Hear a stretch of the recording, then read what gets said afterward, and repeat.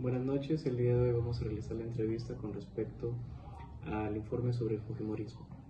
El día de hoy nos encontramos con el señor Juan Flores Arrasco, ¿Me podría indicar cuántos años tiene, por favor? 69 años, ¿Nivel académico? profesor. Perfecto. Vamos a hacerle 7 preguntas con respecto al gobierno de Alberto Fujimori. ¿Cuáles considera usted que fueron los principales problemas económicos, políticos y sociales que se vivieron en el gobierno de Alberto Fujimori? Indicar de que Alberto Fujimori asume una gran responsabilidad después del gobierno del APRA. De tal manera de que los grandes problemas que había cuando era presidente Alan García, Fujimori se presenta como una alternativa, una solución a los grandes problemas sociales, en lo económico, en lo social, en lo educativo y en todos los aspectos, ¿no? En un primer momento se tenía una idea que iba a ir a esa solución, pero pasado pocos días nomás de su gobierno, se da prácticamente un paquetazo. Y ese paquetazo, llamado así textualmente, paquetazo, generó serios problemas en la sociedad peruana. Desocupación mayor. El segundo aspecto, no se sabía qué hacer en la vida cotidiana. Las cosas subieron, digamos, de precio, de tal manera de que al pueblo peruano lo encontró no en buenas condiciones para poder hallar una alternativa de vida. Y hubo cambio de moneda,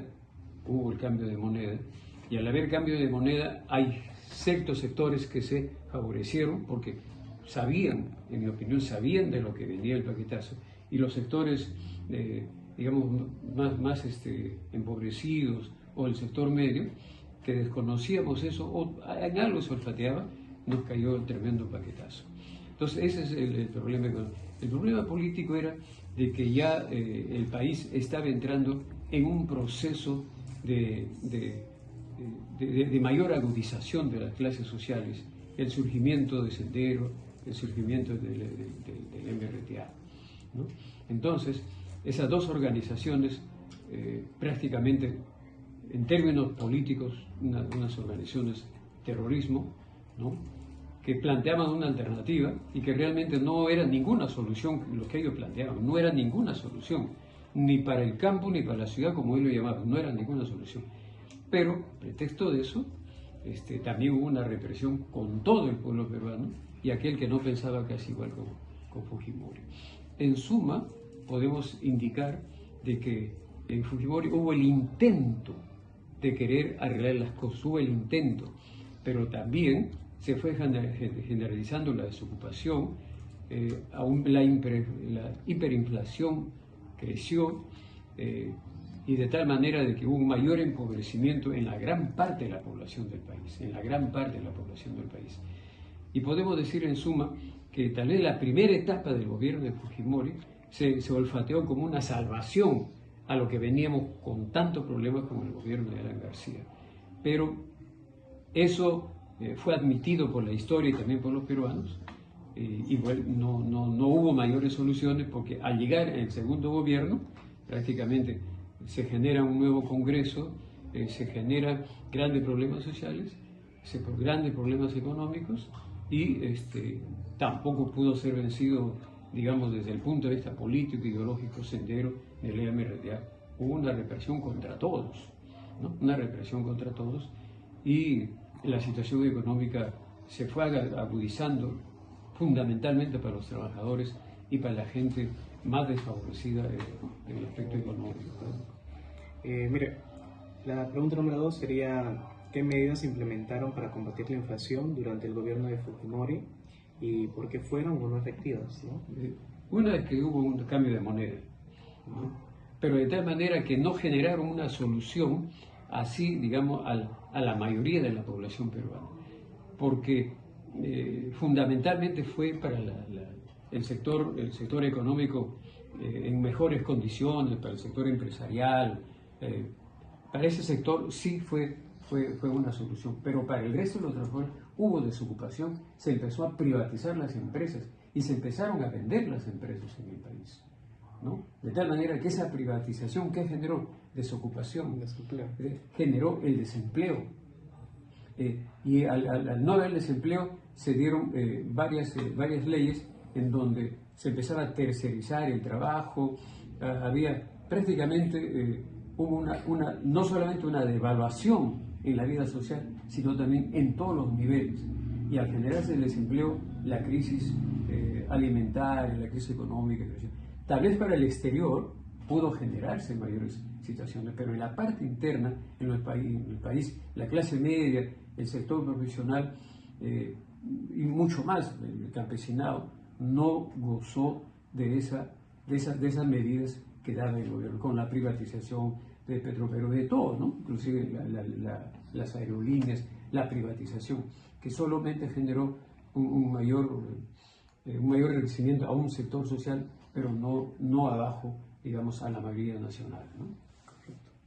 La pregunta número 3 dice, ¿qué políticas sociales se implementaron durante el gobierno de Fujimori para abordar la pobreza y la desigualdad en el país?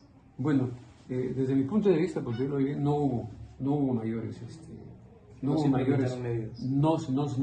no se dio lo que necesitaba la población peruana, no se dio. Para un sector social el más elevado, la clase A, que empezaron a vivir ahí, la clase A, para ellos sí, porque se dedicaron a la exportación, privatizaron todas las empresas estatales, de tal manera que hubo desocupación, las universidades, crecieron las universidades, digamos fundamentalmente las que empezaron a invertir en el capital, las universidades nacionales empezaron a sufrir una debacle. Por otro lado, yo creo de que en esa época hubo un desfavorecimiento a lo que significa las medidas de carácter fundamentalmente abajo, como nosotros decimos así en el pueblo, no había la mayor capacidad adquisitiva, empezó a crecer el asunto de las enfermedades, la deserción escolar, ¿no? La propia deserción universitaria empezó a dar esos niveles, pero sí había, lo interesante y lo curioso que en el pueblo había una cierta esperanza, pero cada vez al privatizarse las empresas, la mayor parte de las empresas, hubo una desocupación y se fue generando prácticamente una mayor pauperización de la ciudad peruana, ¿no? Mire, la pregunta número 4 sería, ¿qué opina de las medidas que se realizaron en el gobierno de Fujimori para combatir a los grupos terroristas, como el Movimiento Revolucionario de Túpac Amaru y Sendero Luminoso? Hay que entender de que esos movimientos,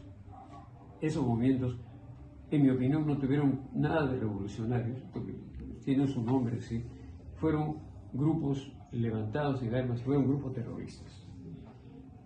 Yo, como poblador, porque lo hemos vivido, fueron grupos terroristas porque no planteaban unas soluciones que no estaban acorde a las necesidades nacionales, de tal manera que aquel que no compartía con ellos o le causaban la muerte o la desaparición, ¿no?